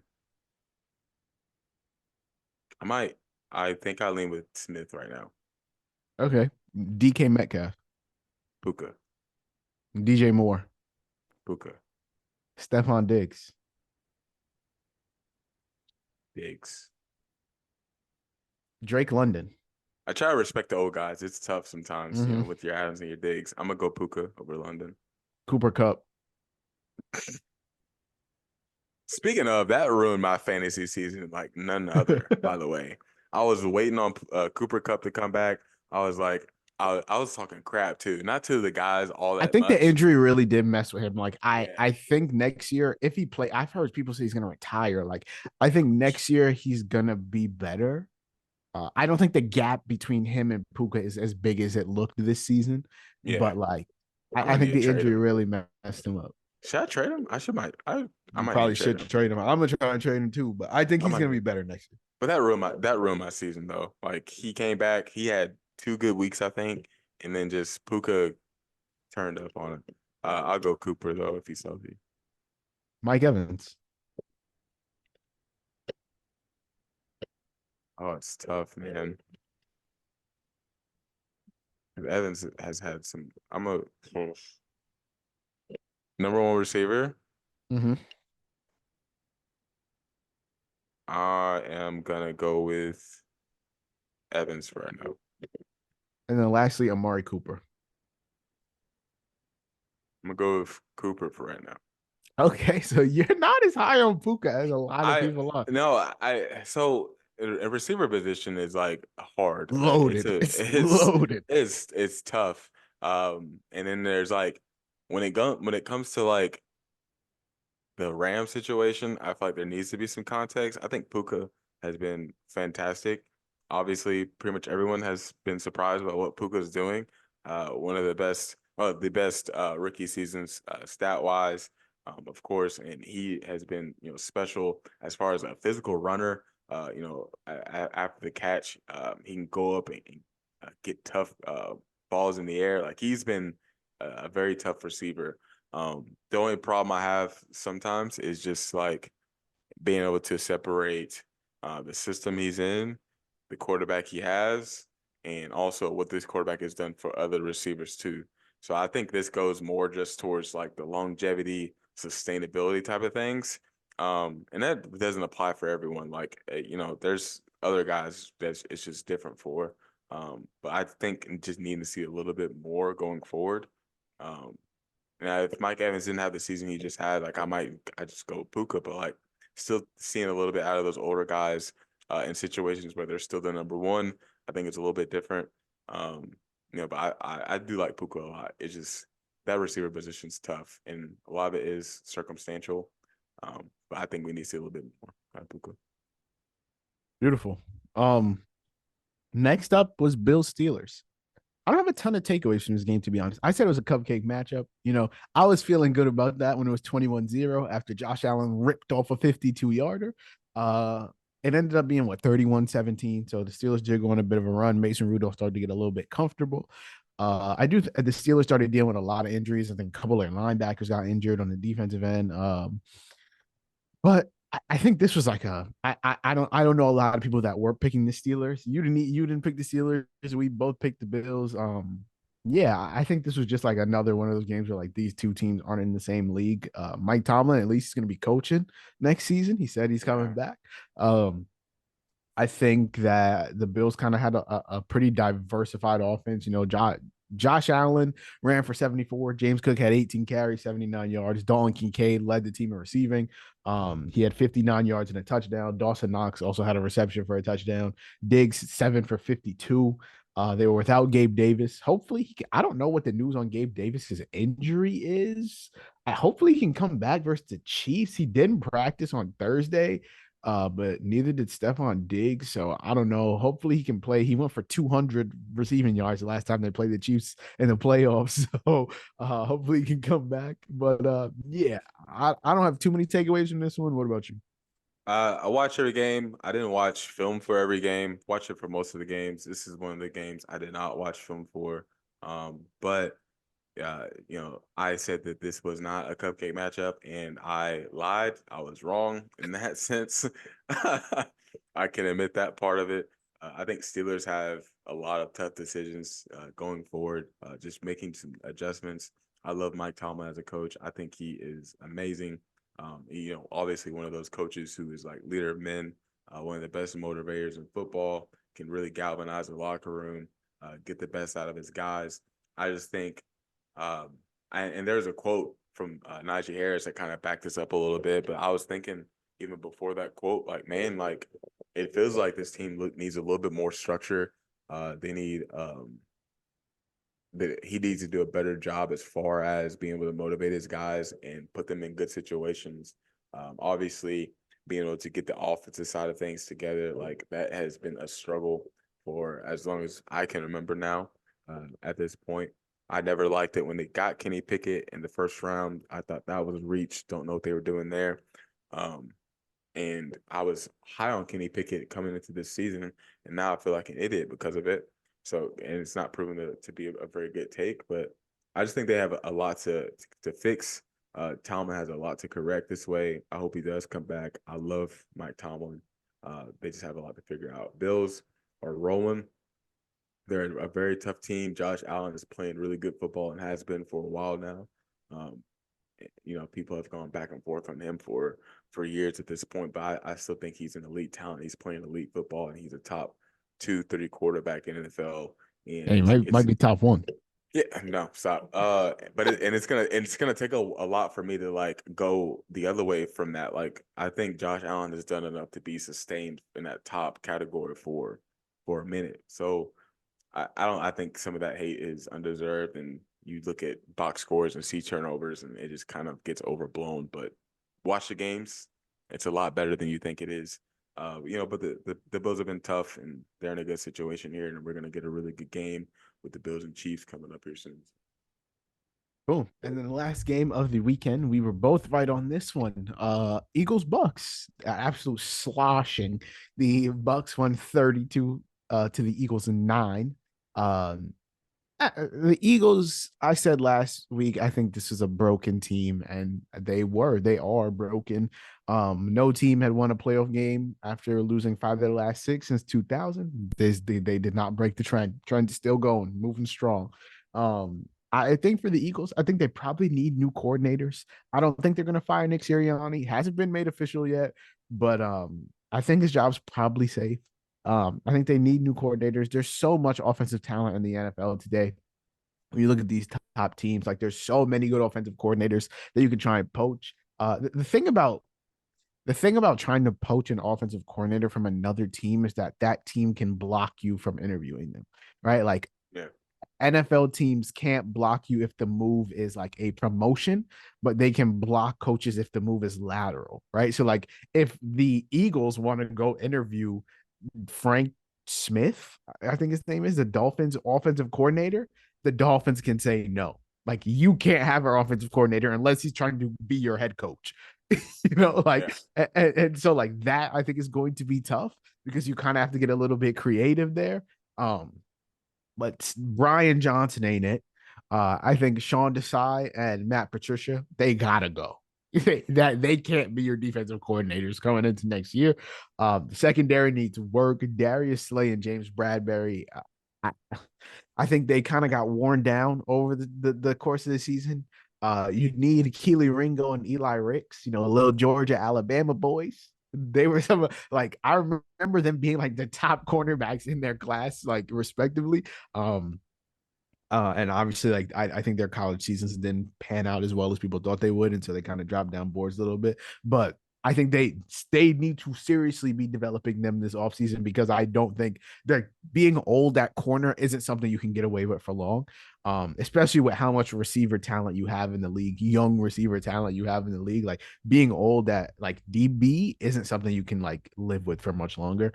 I think Sirianni's safe. I think the Eagles cannot deal with the blitz, which is what the 49ers said, like when they play the Eagles, like, hey, we cracked the code. This is how you beat the Eagles. And I think they did. Like Hurts was second in success rate, 21st in EPA per drop back when he was blitzed. He was blitzed third most in the NFL this season.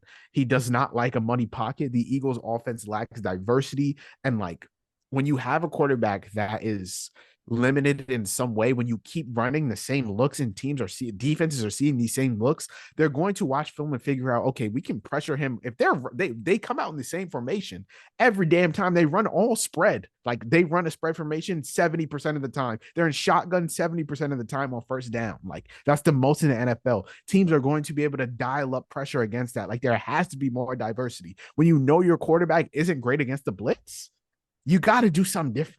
Like, and the Eagles just lack offensive diversity, and so I think teams are able to take advantage of that. The Bucs have a pretty decent pass rush. That's what the Giants did. That's what that's what a lot of teams did at the back end of the season, and I think that was the blueprint for beating the Eagles. So Hurts has a lot of work to do this offseason, but I think the Eagles as a team also have a lot of work to do as an organization. So what'd you take away from it, bro? One of the more surprising things about the Eagles situation, this like kind of off season, has been Brian Johnson is getting like Interviews, right? yeah, Is he's he getting getting interviews? interviews. Yeah. That is so weird to me. It's been weird to me even when I think I'm pretty sure the Titans did, or it was either when the Titans did or when I like first saw that they were interviewing him. I was like, that doesn't make any sense. They've struggled all season. I think we've all blamed the OCs, the coordinators for those struggles. But here they are getting interviews, not Sean Desai or Matt Patricia, obviously, but Brian Johnson in this case. And it was so confusing. I saw a tweet earlier too. I think it might have been Elite Takes with Nico, maybe. But or someone, but they were saying maybe the thing around the NFL is people are starting to think it's Sirianni's fault instead of Brian Johnson's fault, which is just interesting to me. Like, I'm not sure. And there's a lot about how when Sirianni was over the offense, they had some struggles. Finally, relieved his play calling duties. Yeah, Shane Steichen come in, start calling the offense. Things got a lot better, and then in this year we have Brian Johnson who's play calling, and then things just start to fall off. And so where does Sirianni fit in there? Did he not want more say in the play calling or more say in the offense? Why wasn't he able to help out in that situation? Which is what happened. It was just really confusing. So that may be something. Who knows? I don't think they should get rid of Sirianni. Kind of the same way you said. I like him a lot. I think he's been a great hire for the Eagles going to the Super Bowl. Of course, this year hasn't been good. They start off 10-1, which is insane, and finished off what was it 1-6 after that? Something like that, yeah. Yeah. So reading off these, I'm going to read off some quick stats. Came from Chris Sims Unbuttoned, watching that podcast. So since their 10-1 start, they've had the 31st record in the NFL, being 1-6, 31st in point margin. They've been 26 in points per game, 31st in points allowed, 30th in yards allowed, and last in turnover margin. So like they've just been a bad team since week 11, right? They've been a bad team, and it was if I'm being honest, even being on the like Sirianni like needs to stay trained, like that's a concerning collapse. Like concerning collapse, like team wise, stat wise, concerning collapse, losing the locker room, like it looked like he did in a way. Not being able to motivate his guys, get his guys out there. Now, of course, it's an older group in some ways, and also a younger group in some areas. But in the back end, not being good, being older, linebackers not good. Even trying to bring in Leonard, not good. He's not who he was when he was in Indy some years ago. And then also some younger guys on the D end, but also older guys, overrated pass rush. And then offense not being able to really put it together, not being prepared. Talked about it earlier with Jalen Hurts, but just I think he was hurt for a lot of the season and just never got healthy. I think he had some issues with his shoulder, issues with his knee, if I'm not mistaken. And I just think he just continued to linger. I don't think he ever got healthy. I don't think we never really saw him being utilized in the QB runs the way he can be. We never really saw him scramble and make plays and extend plays to the same capacity that he always has been able to, and what has kind of made him an elite quarterback in NFL. So I feel like injuries were a huge part of that because the offense just got so mundane. It just got so. What were you saying earlier? It just got so. It was just the same thing, Yeah, repetitive. it just got so repetitive. Like it's like a snap, shotgun, like you said, shotgun, snap, get the ball out quick on an out route, curl route, RPO, screen, no QB runs. They can't run the ball for anything. I don't know what that was about, but they like to have the best offensive line in the NFL and not be able to run the ball is shocking.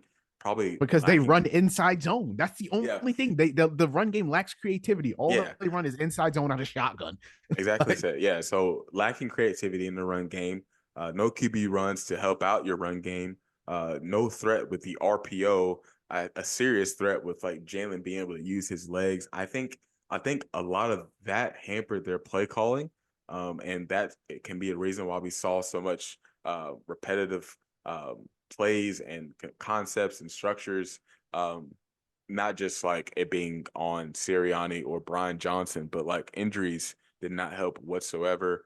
Say what you want about Swift. I think he's a dynamic player, but he does lack some as far as being a consistent runner. And then we just saw more injuries out of that Eagles team. I'm not super concerned. I think Howie Roseman has made really good moves in the past, and this roster does need some reconstruction, like serious reconstruction, needing to And they're get not afraid to be aggressive. Like yeah, he's been aggressive. exactly. So you got the offensive line figured out for the most part. Maybe take some, maybe take a little chance on the running back situation, see what that looks like. Need to get Jalen Hurts healthy. Of course, you already got AJ Brown, you already got Goddard, you got Smith. Maybe get a third guy in there to really open it up a little bit more, just something consistent. Especially like if you want to, just create some more threats on the offensive end, and then just getting the defense in order, getting younger, getting faster, getting a little bit more athletic, getting a little bit more aggressive. Because if you can't cover, then please, you better have a pass rush. If you don't have a Mm-hmm. pass rush, you got to be able to cover. They don't have either of those. And Yeah, yeah. then in the second level, their linebackers are not good. So like that, all three levels, that team was just inconsistent and just not good enough. So really needed to figure some stuff out on the defensive end. You bring in a Jalen Carter, you had a Jordan Davis, you got in a Nolan Nolan Smith.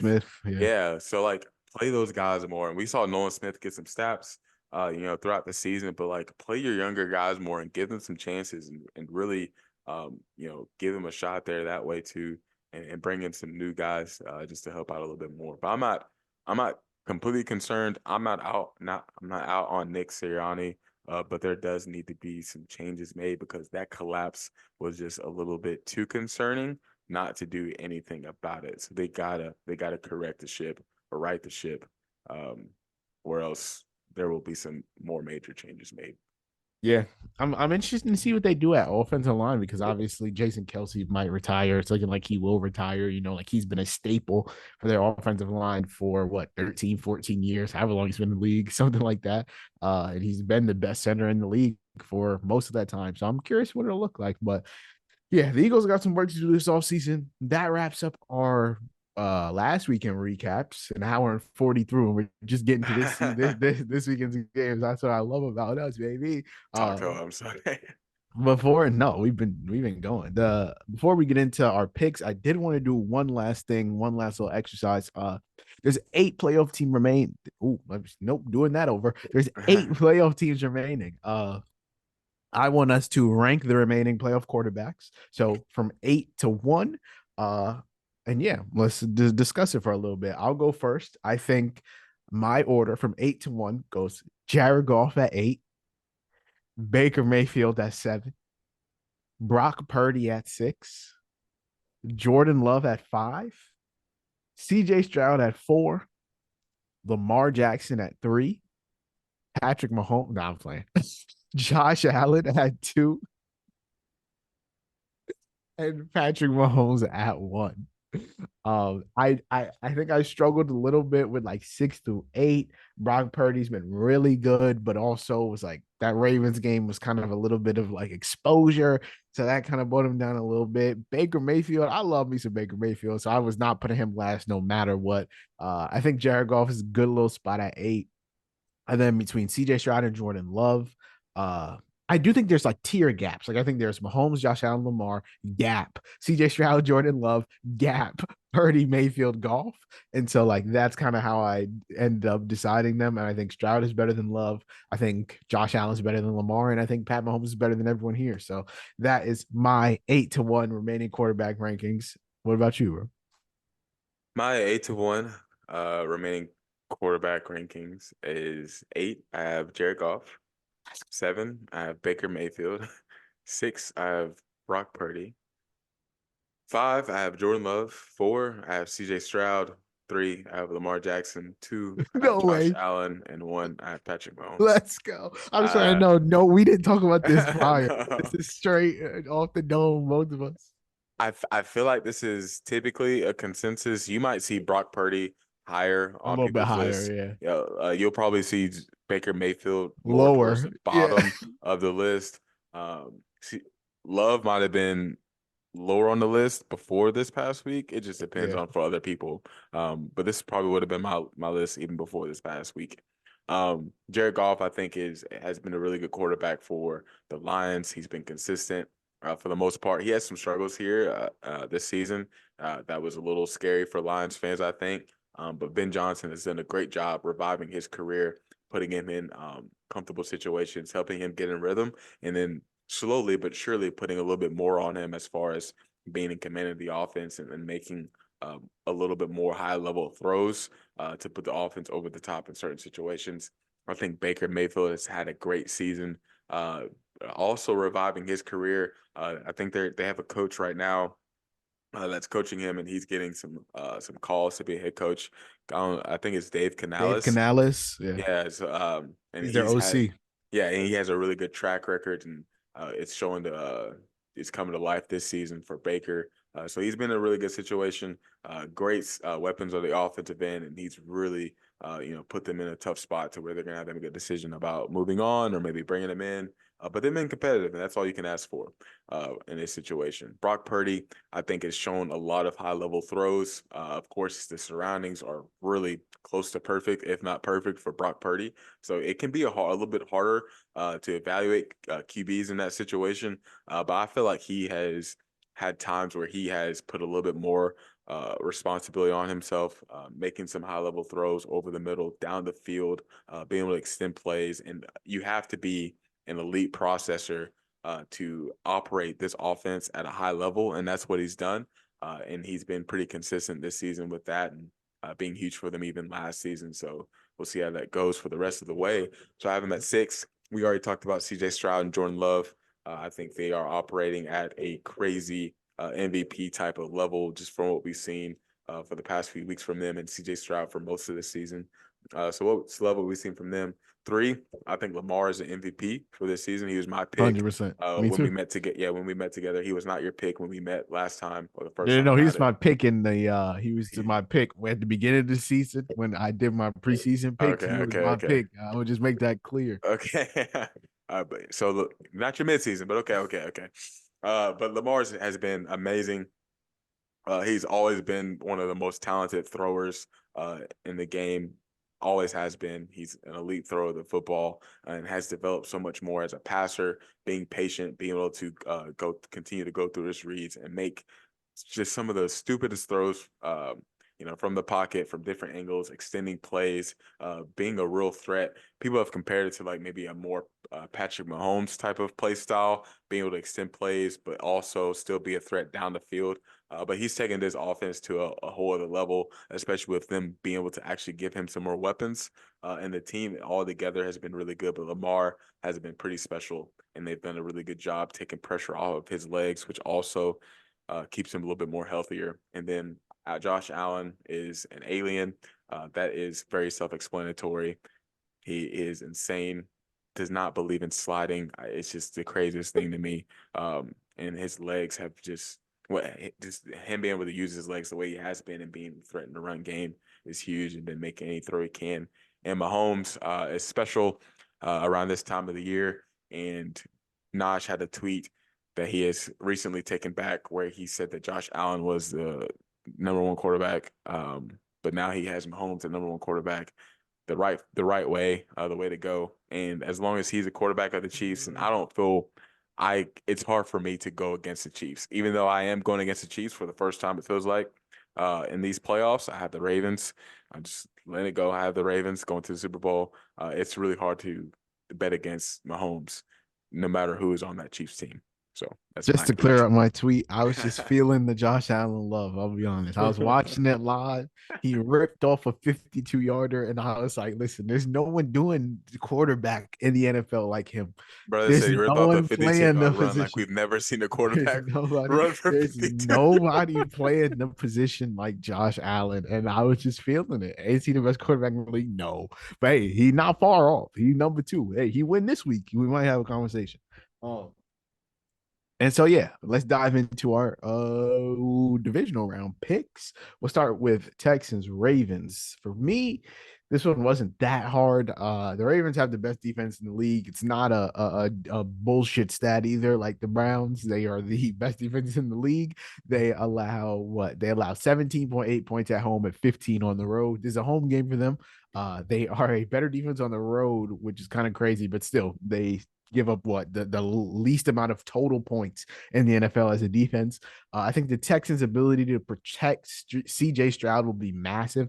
He got sacked on 6.8% of his dropbacks this season, which was 22nd in the NFL. And the Ravens had an 8.6 sack rate, which was second. So, like, protecting CJ Stroud against that pass rush is going to be insanely important for the Texans. I think explosive plays are going to be another big part of the Texans' game plan coming into this game.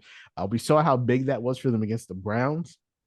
The thing is, the Ravens are the best team in the NFL against teams trying to throw downfield. Granted, the Browns were second, but they were a completely different defense on the road. So, like, I can't even take that into account. I think this ends up being a close game. Like, I do not think this is going to be a blowout by any means. I think CJ Stroud continues to surprise a lot of people with just how small the gap will look between him and Lamar. And definitely how that can be during the course of a game. But I think the Ravens win. The Texas pass defense can be exploited. They're not a great team against play action, and Lamar has he's like literally carved teams up when they run play action, the third highest success rate amongst quarterbacks. The Texans give up the fifth most yards to tight ends. We saw Harrison Bryant and David Njoku both cook them last weekend, and now they're playing against probably the best tight end tandem in the NFL between Mark Andrews and Isaiah Likely. So I think that one of them has a big game, maybe both of them. And I just think the Ravens are the better team. They end up etching this one out. So that's my pick, the Ravens. I also have the Baltimore Ravens over the Houston Texans. I just feel like this is, if not number one, at least the second best team in NFL at this moment. The defense is just outrageous, the things they can do. They have Roquan Smith manning the middle, who's a special linebacker who covers so many areas of the field, and then Kyle Hamilton, who himself is all over the field, always around the ball, making plays for that defense. But it's a really good defense, and obviously we know Lamar Jackson is them bringing in weapons to help him out. Having a great tight end duo, even then with the running game taking a hit with different injuries, them always kind of finding a way to make things work along that way too. Who is it? Todd Monken, who has done a great job himself. I just think Baltimore is really good. I don't think it'll be. I'm not. I'm done. Like just writing off the Texans and CJ Stroud at this point. That's kind of what he's becoming to me. I'm just not gonna bet against him completely. I it's getting to the point where I always think he's gonna have a chance. So we'll see how this weekend goes, of course. But I do have Baltimore over Houston Texans, and Lamar still playing the MVP level, and hopefully. By the way, I've been thinking this a lot. I've been so heavy on Lamar this year, and I have been like keeping receipts of like people who have like written him off and like had negative things to say about him. If he loses, You're to cooked. You're cooked, brother. You might as well go ahead and delete those bookmarks. if he loses to the Texans, or just loses in his first game this year in the playoffs to anyone, I don't care if it was the Texans. I didn't care if it was the Bills or Chiefs. Did you If see he the loses, Odell Marlon Humphrey interview? Because they was talking like, oh yeah, they at the end of the interview they like picked what teams are gonna win in the wild card, and they talking about Browns Texans, and Marlon Humphrey was like, nah, like inexperience, CJ Stroud, he's not gonna be able to get it done, and now they have to play them, so it's like it's gonna look bad, brother. so if he loses, I don't know what I'm gonna do. Maybe never talk football ever again. Who knows? I don't know. It'll be But bad for the pod. So it'll be bad for the pot. But Ravens, I do have them over the Texans. I have it kind of closer, like you're talking about. I like this team a lot in the Ravens, and I think they can go all the way. We'll just see what happens. beautiful. Moving on to 49ers Packers. I'm gonna let you take this one. Who you got in this game, my boy? 49ers Packers. I didn't say this with the Houston Baltimore one, but I kind of battled with these two games right here based on the weekends that we just saw from both teams. I picked the Packers. They beat the Cowboys. Kind of saw that coming, but I didn't see it to the level that we saw it. especially with Jordan Love playing at the level that he did. And then also I had the Browns beating the Houston Texans. So that kind of shocked me as well, being able to see them handle that Browns defense pretty handily. So going to this 49ers Packers game, there's been a running theme for the past few years. Whenever these teams, come together, it's always the 49ers kind of manhandling the Packers in a way. Of course, this is a different team. They're still young on both ends of the ball, but I think they are better. This defense has gotten better. Even Joe Barry, who has a weird history this season with Packers fans, of course, has really shown up in some spots, and they have experience against that 49ers team. And then you have that offense functioning at a super high level, even with the youth that surrounds it. But you also have that 49ers team, which we haven't seen in a long time. But you can't forget, who they've been for much of the season. With Christian McCaffrey, Deebo Samuel, all those guys, Brock Purdy, Brandon Ayuk, being a pretty special group, of course. And then you have Kyle Shanahan being, one of the best coaches in football. So you don't want to have the recency bias in the situation. I definitely don't want to. But I think this is a game where the Packers have matched up. This is the best matchup for them they've had in the past few years against the 49ers. But I'm going to have the 49ers pulling this one out against the Packers. I just think that offense is too much. Is pretty special in a lot of spots. But I think that Packers offense does match up well against the defense. I think it's mostly that Packers defense I'm a little bit wary of in this situation. Yeah, I pretty much to echo everything you said. I also have the 49ers winning. I think if any game is a blowout between the four, I think this is the one most likely to be. I'm not going to predict it is, but I could see it happening. I think the Packers defense has struggled. They have definitely struggled with passes across the middle of the field, and I think that's where the 49ers feast. You got George Kittle, Brandon Ayuk, Deebo, obviously, like all being able to get a lot of separation and make stuff happen after the catch. I think the Packers are going to need to run the ball well in order for them to win. That's where the 49ers defense has like not even struggled, but been like that's their weakness in terms if they have one, that's what it is. Like teams have been able to run the ball on them, and the Packers running game has looked pretty good with Aaron Jones. Like it's been a different game with Aaron Jones. And so if he can get loose, I think, and the Packers can sustain long drives like they did in the game versus the Cowboys, like that first drive was like 7 minutes, 50 something seconds. Like if they can do that and keep that 49ers offense off the field and from getting in rhythm, then I think they have a chance, but I just don't think they're going to be able to. Like the Niners rush four, Fred Warner plays immaculate defense, and they just kind of force teams to beat them on the outside. Like they literally say like, hey, if your offensive line can hold up against Nick Bosa, Eric Armstead, Chase Young, and Javon Hargrave, then you got us. But like most offensive lines can't. And then you have the best linebacker in football roaming the middle of the field. So good luck getting anything past him. And so like they're not strong at corner, but like most of the times quarterbacks can even get to that progression to see wide receivers like getting open on the corner. So I think that this is going to be a tough game for the Packers. I think the Niners offenses might just be a little bit too much for them. And I think they're probably going to get a little bit overwhelmed. I think they are the youngest team in football, and I think that's going to show. And that's going to take nothing away from Jordan Love. I think he's going to have a good game, but I just don't think like team wise, I just think they're pretty outmatched. So I think in this one, the Niners end up taking it, and they go to the NFC Championship. That brings us to Bucks Lions, which I had a very difficult time choosing. I'll be honest. Yeah. I think this is a pretty even matchup. Um, I do give the Bucks credit. Like I don't think that I would have. I didn't predict them getting anywhere near the divisional round. I think they thought they were getting anywhere near the divisional round, but like I think Baker Mayfield's gotten hot. I think the Lions give up a bunch of chunk plays when it comes to like their passing defense. And I think Baker Mayfield is the perfect quarterback to take advantage of that and throw the ball downfield to Mike Evans and Chris Godwin and my guy Trey Palmer. and maybe sprinkle a little bit of K Dot and Rashad White. The thing the Bucs do really well is defend the run. I believe they're the best run defense in the NFL, so I don't think it's going to be a good day for Rashad White. And the Bucs offense does rely on him, but they do get him going in the passing game as well. With all that being said, I'm going to take the Lions to win. I just end up think that like I'm not, the Lions have been the better team for the majority of the season, and like I think when it comes to like one game winner take all elimination type of settings, we get really locked in on like, but what if, and like, what if this team does this and maybe this happens and they can be upset.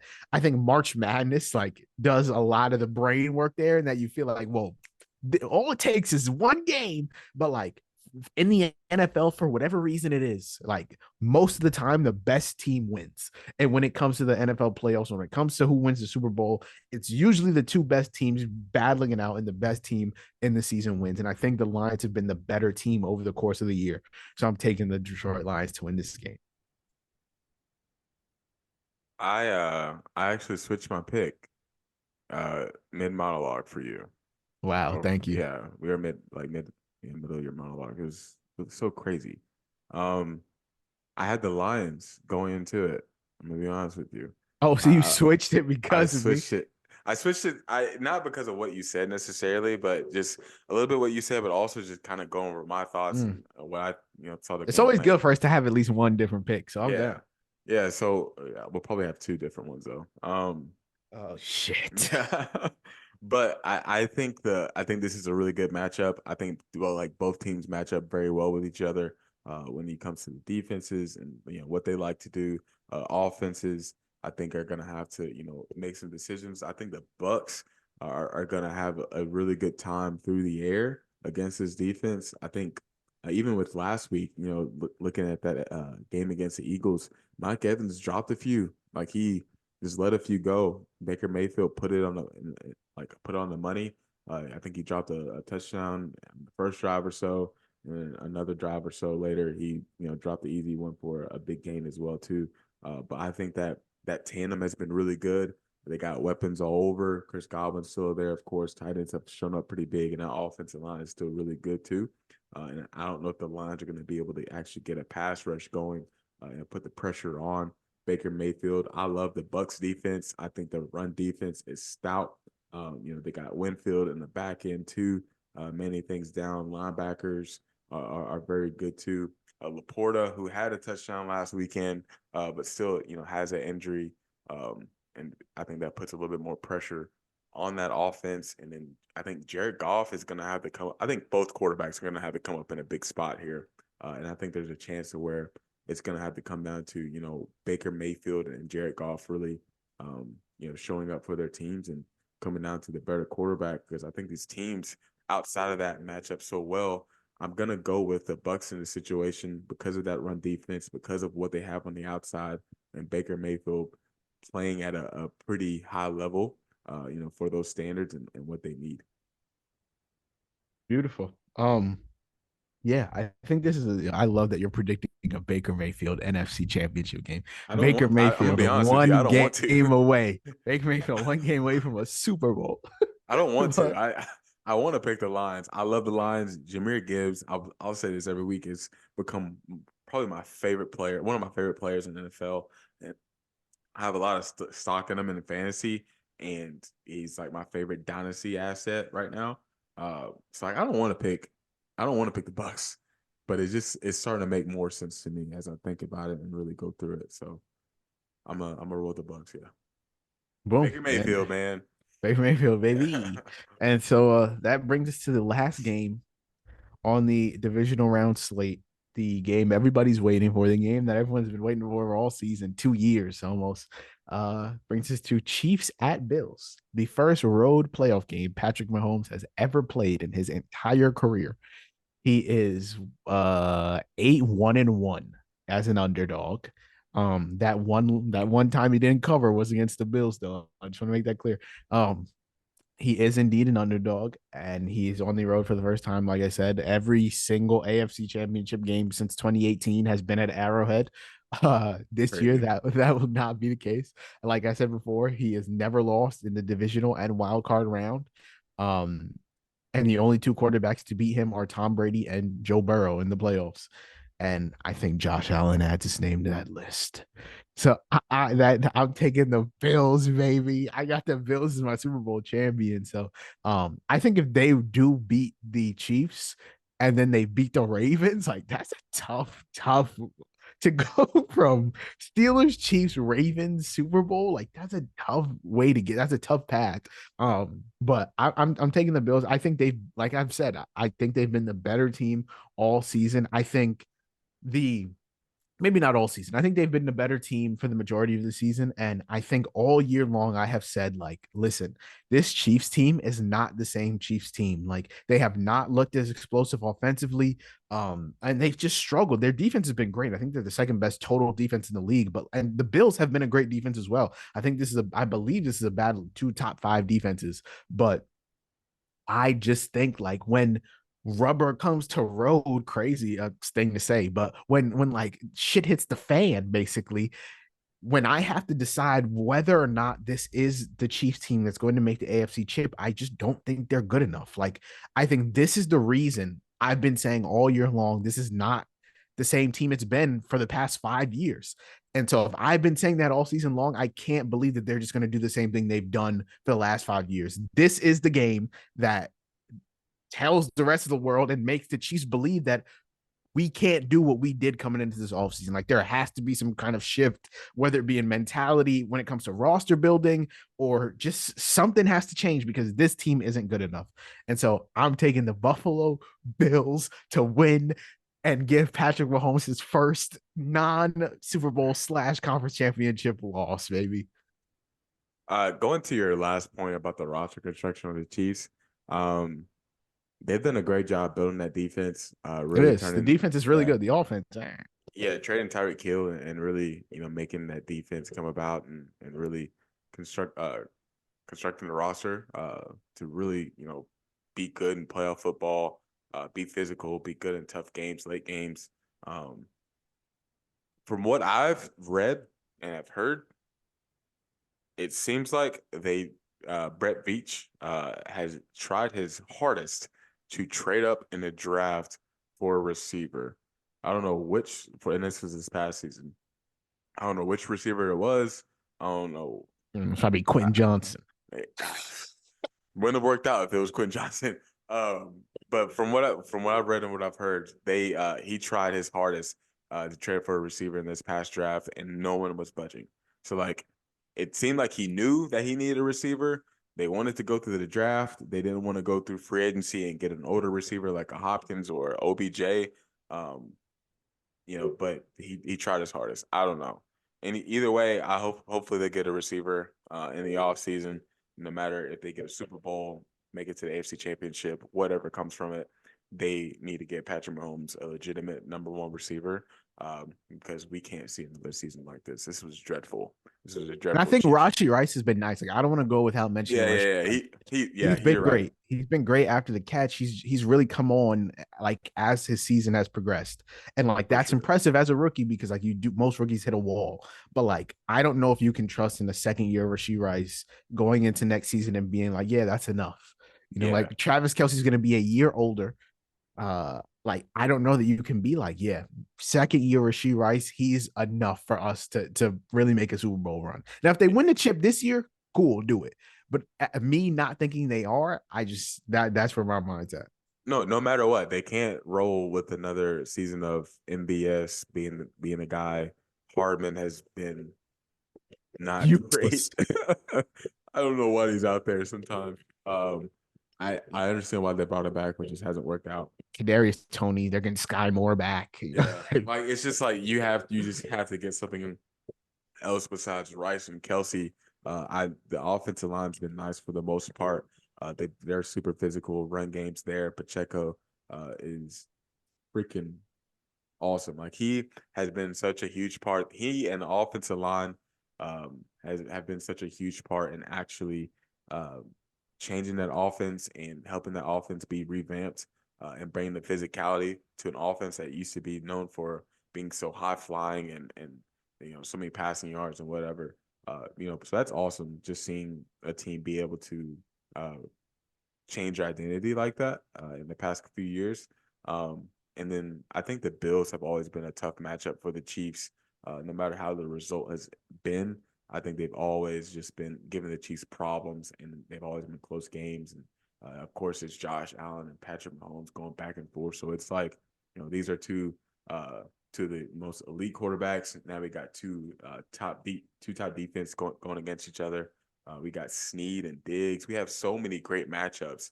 We got the Bills defensive line going up against the Chiefs offensive line, especially that interior. We have your Chiefs defensive line going against the Bills, offensive line. There's so many great matchups going on in this game. You can go with James Cook and freaking Nick Bolton if you want to. Like, I don't like, right, bro. Like, there's so many great matchups in this game. Andy Reid against Sean McDermott. Like, you can just name so many. So we're in for hopefully what will be a classic of a game that will decide the AFC Championship and who gets into that game. At the end of the day, man, I just can't do it yet. I can't go against Patrick Mahomes. I just can't do it yet. He is a whole other animal in the playoffs. He is special. Of course, Josh Allen is in that same tier as special. But we need to see it come together for sure before I can at least prop them up over He's 2-0 against Josh Allen in the playoffs. Yeah, man, we just got to see it, of course. But it's really hard to go against a Patrick Mahomes, even with the offense looking like it has. But they've been able to again change their identity. They've been able to adapt. Andy Reid has stuck with the run game. He's been patient. Pacheco has changed his offense. Rice has been huge for him. Patrick Mahomes. This defense is. You got Trent McDuffie on that end. You got L'Jarius Sneed being able to shadow Stephon Diggs. And Sneed had an all-pro type of season and got snubbed because a guy had, 6 interceptions or something like that? Yeah, he had like 6 pick sixes or something like that. Yeah, 6 pick sixes. So it's just like, but he had a special season, and that defense has a lot of special pieces. So I'm just ready for the game, but I'm going to go with Chiefs over Bills. Boom. And so me and Khalil, we have two of the same we agree on both the Saturday games and disagree on both the Sunday games. So we shall see what happens. And with that, I hope you guys enjoyed this episode of the Run It Up podcast. We're gonna go ahead and get up out of here. Make sure you subscribe on whatever platform you're listening on. If it's podcast, leave a 5-star rating or review. Subscribe on iTunes, Apple Podcasts, Spotify, whatever you're listening to. Subscribe on YouTube. Leave a comment, like the video. Share with your friends and family. Follow us on Twitter at Run It Up Pod. Follow us on TikTok at The Run It Up Podcast. You can follow me on Twitter at Najee Adams _ Khalil on Twitter at Balil44. Justice on Twitter at JReed _ I hope you guys have a litty day, a litty night, a litty life. And just like we do on every episode of this podcast, make sure y'all go run it up. Yes, sir.